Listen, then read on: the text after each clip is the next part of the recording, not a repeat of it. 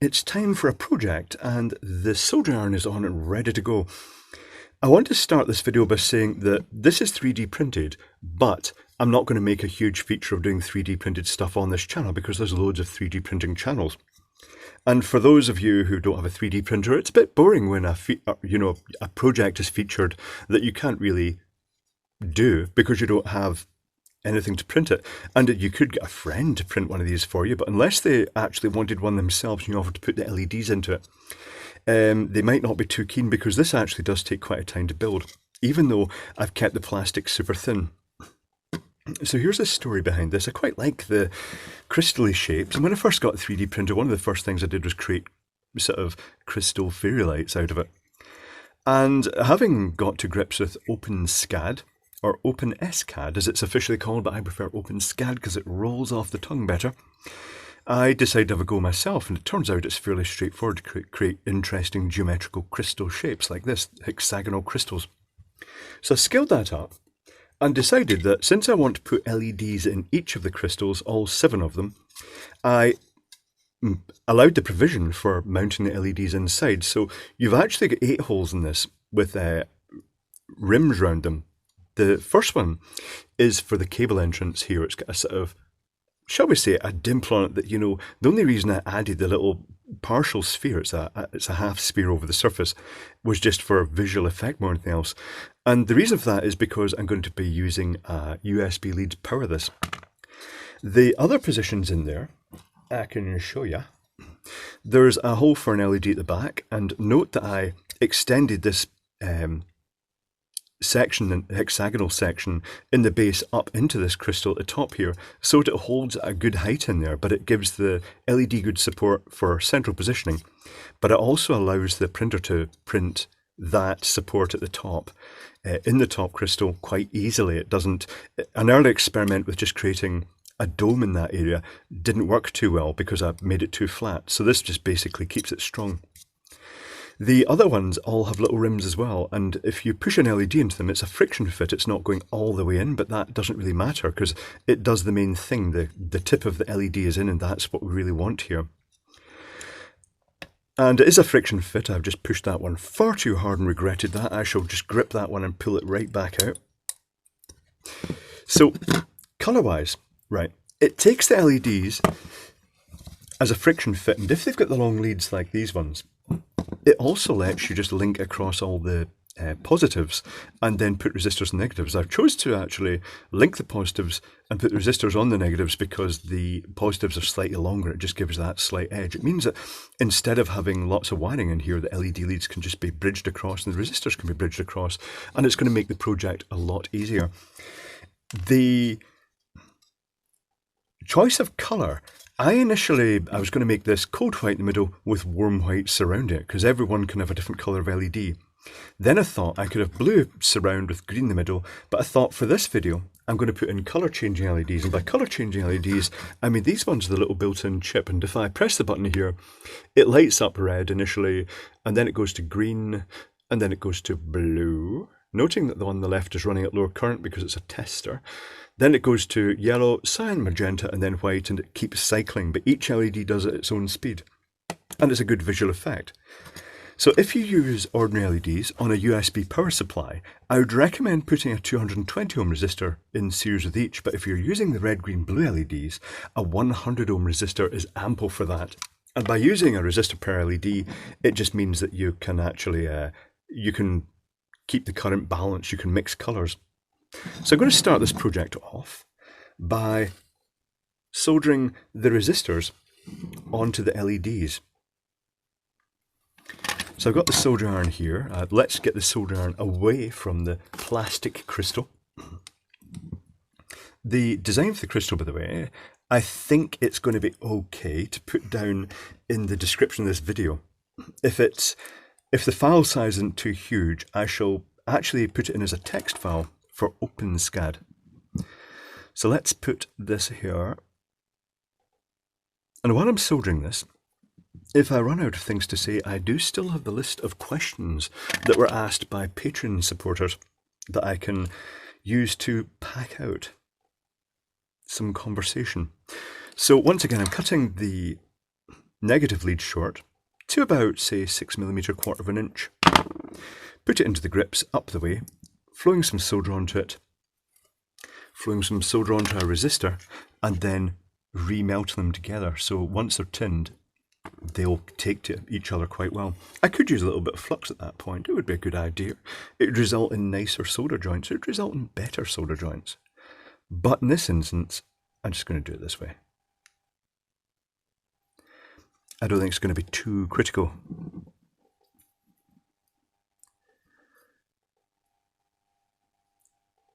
Excellent. So that's two of the 7 done, should I say. There are 7 LEDs total. Questions. Rex added, are there any good pubs in the Isle of Man? Is there any good fly fishing in the Isle of Man? And can I buy your beer? Well, there are lots of pubs in the Isle of Man. The Isle of Man does like its drink. The pubs vary between sort of modernish pubs, little old cramped ones and modernish ones. In Ramsey, I quite like a place called the Trafalgar, and a place called the Mitre are my 2 main pubs in Ramsey that I'll go to of a weekend occasionally. And they're notable for having their own in-house beer. It's brewed by a Manx brewery, but to their specification. And it's usually fine. It's actually quite a nice beer. Where's the soda? There's the soda. Is there fishing? There's plenty of fishing tackle available, so I guess there is fishing in the Isle of Man. Sea fishing, I'd guess, mostly. Certainly the local docks, there is a complete fishing industry here. For shellfish mainly, but most of it gets shipped off the Isle of Man. I think it may go to Spain, I'm not really sure. That's just how it is. The main market is not necessarily here. There is a fish company here based in Peel. So next question, where is the soda? There's the soda. I'm running out of soda, I have to grab another bit shortly. Next question is, ignoring effort and expense, says Anonymous, what would be your ideal meal? To be quite honest, my ideal meal is a convenient meal because I don't really have much in the way of sort of what you call restaurant tastes. Food is food. It doesn't mean anything more to me other than sustenance. So I tend to eat at Subway, and if anything, Subway sandwiches are my ideal meal. They're convenient, they're fast, they've got loads of variety in them. They've got the meats, they've got the vegetables. It's quite a healthy sandwich. Oh, and the cheese. Yeah, I'm just going to grab some soda. So we don't have that many Subways in the Isle of Man. I think there's a grand total of 1 left. There was one I used to go through to in Douglas, but the supermarket was closed down. So it didn't have a place to open. I'm really surprised they didn't open it locally in another shop unit. Because that's really something that the Douglas needed was that Subway. It was very popular. It was always really busy. The other cafes must have been really delighted when it closed down because their business probably went up. But yeah, that's it. When I'm in Glasgow, it is Subways every day. When I'm at the Embra 2, it's Subways every day. It's just, I eat a lot of Subway sandwiches. But occasionally go afterwards to McDonald's for an apple pie. Am I going to be short of a resistor here? I think I might be short of a resistor. That's all right. There's no shortage of resistors, really. Next question. Something of a personal question, not at all related to technology or electronics, says Daniel. But I'd be super interested in your thoughts on it. How much do you value personal relationships, especially those of the romantic nature? I have never, ever had a lover. And never had a desire to have a lover. That might come as a surprise to some people. For others, particularly technical people, particularly technical loners, they won't be surprised at all. It's almost like Mother Nature said, your job is not to breed. Your job is to build and maintain stuff and provide technical entertainment and stuff like that. So, no love for you. Sounds a bit harsh, but if you've never had it, you never miss it. It's just how it is. I wouldn't say I've not occasionally been slightly infatuated from a distance with people, but it's just a distant thing. It's not really, you know, getting to know someone is nothing, you know, it just completely ruins the whole romance thing, I suppose. So I'm almost there with the resistors. Oh, Connor Bruns says, I've seen the results of you making PIC microcontroller software for things like LED strings. Do you know more programming languages? And if so, what are they? And what are some projects you've done with them? Just because of the era I grew up in, I used BASIC a lot for quite sophisticated programming. All my Fairground line control systems were done in BASIC. Once the patterns had been programmed in, it was done with just raw bytes stored in EPROMs, but the actual conversion of the animation effects to the data was done in quite complex software. Originally written in QL Super Basic for the Sinclair QL, but latterly written in, was it Quick Basic that was in DOS, which are both really powerful languages. I'm just going to grab another 100 ohm resistor.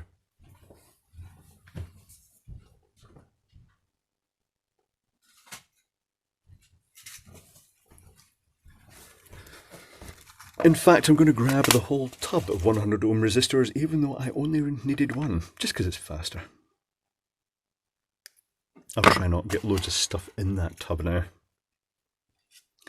There is no shortage of resistors. Typically, I try and round off values of resistors in projects to the nearest decade, so to speak. So there'll be 10 ohm, 100 ohm, 1K, things like that. Those are the ones I keep most of. And the other ones that are needed for specialist values, like the 220 ohm is a very good example of that for ordinary LEDs running on a 5 volt USB supply. Where I need a special resistor, I'll also keep fairly good stocks of them, because there are a few patterns you'll spot in the resistors you use that you use quite a lot of one value but very few of another.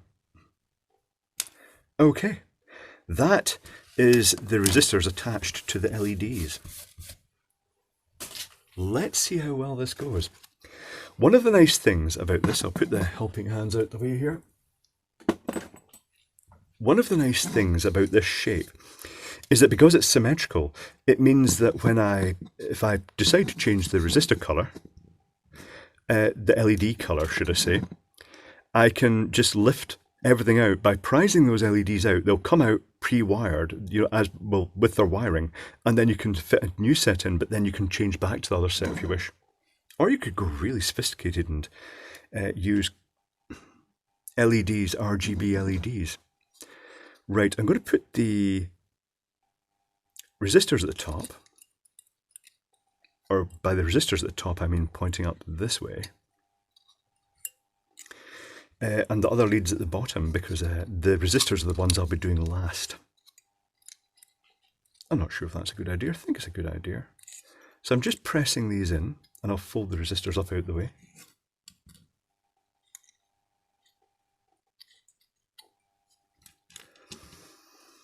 And we'll see how it looks so far.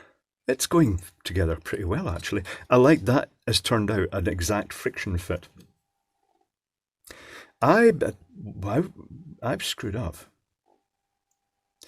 I'm going to have to test all these LEDs now, because I've got the wrong number of LEDs here, and that means I've used one of the warm white ones. I've put a resistor in it. That's why I was one resistor short. Hold on.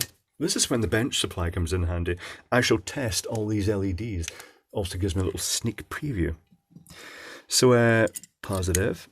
That one's color changing. That one's color changing. That one's color changing. That one's color changing. Oop. That one's white. You know what? That's not a bad thing. Putting the white one in there. No, I will change it for a colour changing one. I want them all to be colour changing. I did consider putting a white one, a warm white one in the central core and having the colour changing ones around it. But I shall stick with my plan now of making them all colour changing. Sorted. That does explain the oddity with the resistors. But yeah, the languages, the QL Super Basic in particular from the Sinclair QL was just extraordinarily complex. It wasn't really basic. It was the next step forward towards a more complex language. Right, okay. So now I'm going to start connecting the positive leads and just bridging them across onto the adjacent LED like this. It's not going to be too hard, I don't think. I think it's going to be very straightforward because there's loads of room. I'm not even going to trim them, in fact.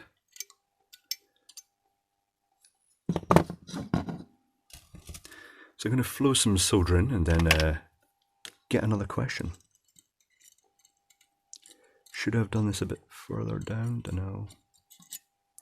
I'm going to have to be careful not to drop molten plastic on the 3D printed form. Otherwise it's just possibly going to melt it. Yeah, this is working out alright. I'm kind of wishing I'd bent that down the other side of the other one though, because it is biasing up in that direction. Okay, if you know what I mean. You'll find out when you actually try doing something like this yourself.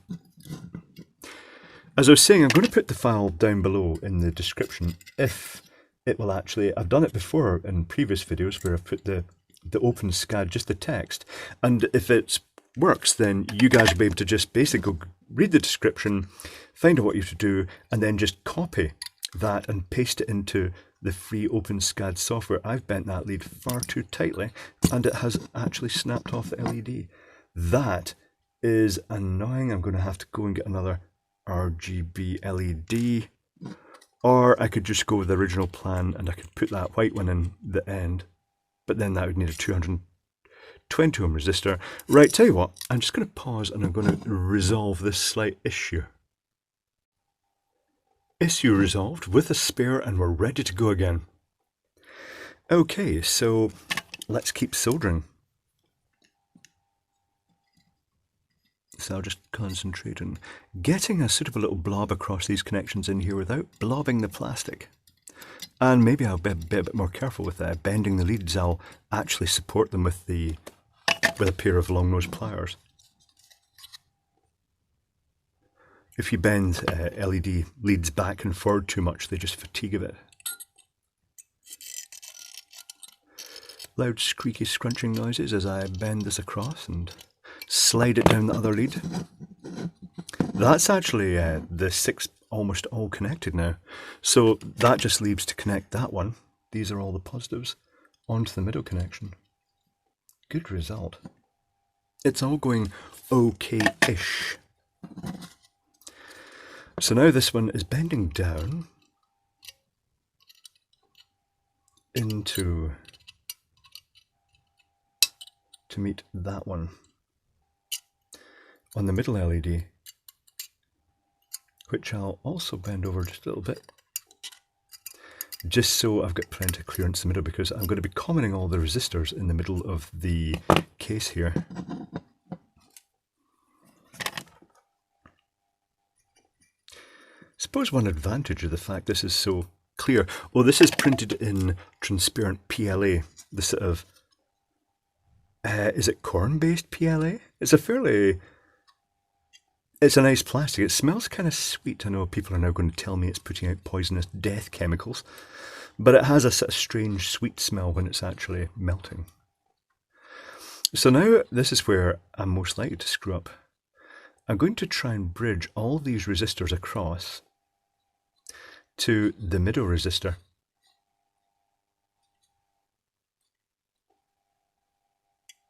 In such a manner that when I flow solder, it will actually wet them all.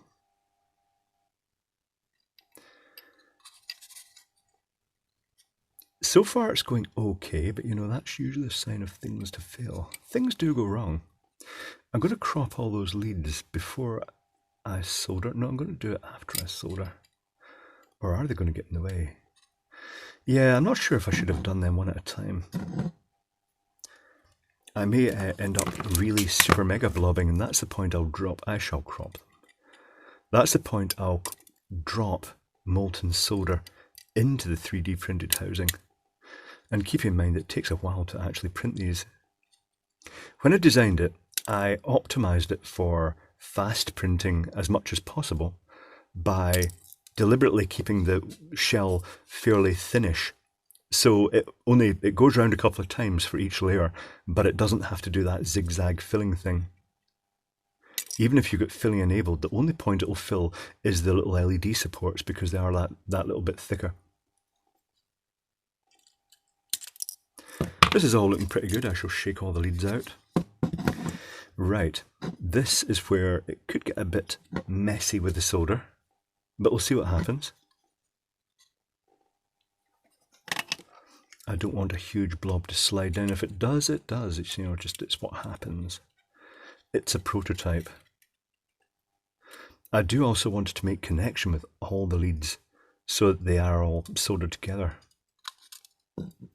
Because if one is making just a physical contact connection but not actually soldered, then it may result in it being intermittent later on.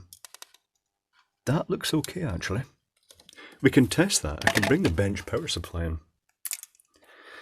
And if I connect positive to about there and negative to about here, that's looking pretty good. That is looking good so far. Okay, it'll look a lot better when it's darker. Now we want to add the lead in. This is where a cable tie would have been really handy. I do have one in the vicinity. I shall go and grab it in a jiff. So here is the cable we're going to use.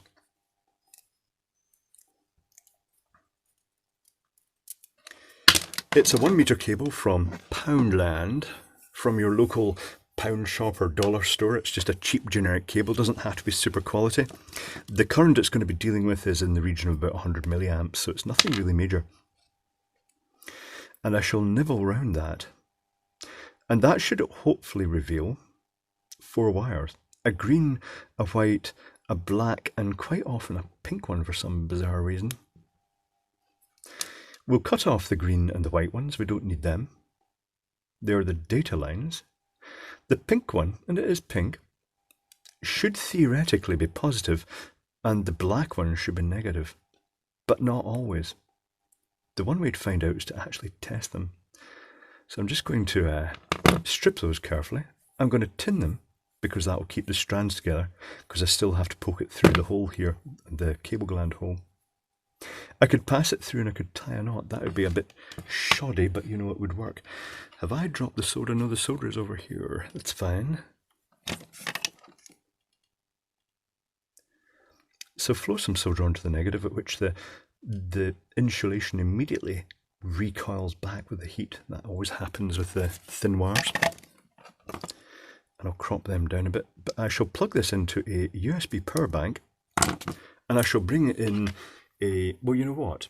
Because they're current limited, I can just dab it straight onto those. So theoretically, it should make them light if I go like that.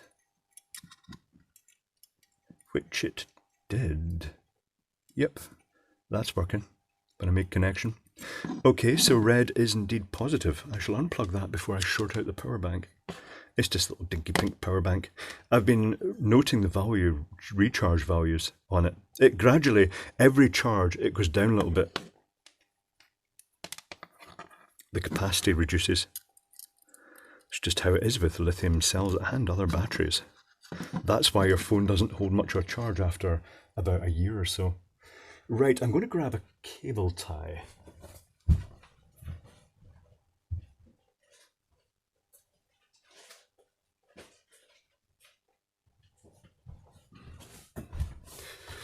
A little pack of cable ties, rat tail cable ties as they call them, and I'm going to solder that on first and then I'm going to cable tie it, because then we can actually pull the cable out as far as it needs to be. So this is where, rather than disturb the existing solder joints I've done, I'm going to solder on the mid point of one of the other leads. So for instance, I'll solder onto that positive connection in the middle of that LED lead, and then onto, I'll solder close to this resistor. So I'm going to add a bit more solder to these so that it has a little blob on it. crop them down to size maybe. I'm not really bothered about cropping them down to size actually. I think I'll add a wee touch more to that one. The wire's quite thin, so it's not really taking a blob of solder as I usually prefer. Okay, so that's the positive, and it's going on to there.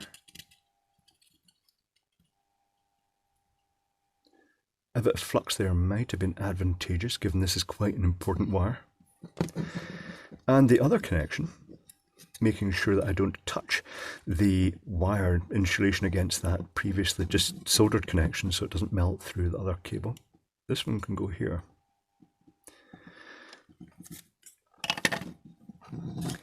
And now I can pull the slack out like this. Note there are no LEDs. I mean, it's optional. You could put them in if you wish. You could put some LEDs in the base here, just with resistors, just bridging them across that.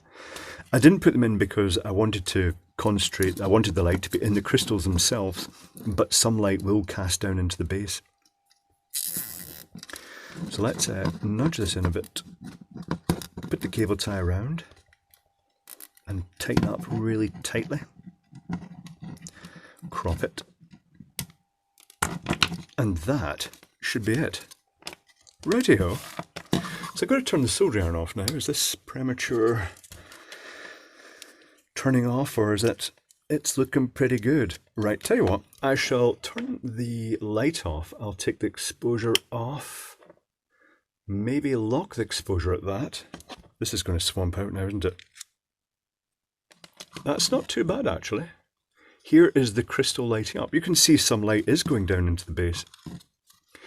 And the crystal, the actual, the different crystals will lose sync. So at the moment they're currently more or less in sync, but after a while they'll gradually drift out and you'll end up with this one will be red and the other one will be cyan and yellow and so on. The colours will just continually morph between the crystals.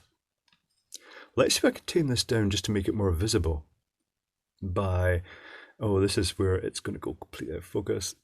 That's kind of better. That's better, isn't it?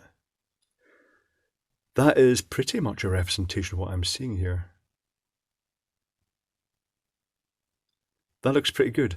Right, well, tell you what, I'm going to finish the video by just leaving the camera. I'm going to reposition the camera looking down at this crystal and just leave it running for a while just so you can watch it morphing out of sequence so you can see what it looks like.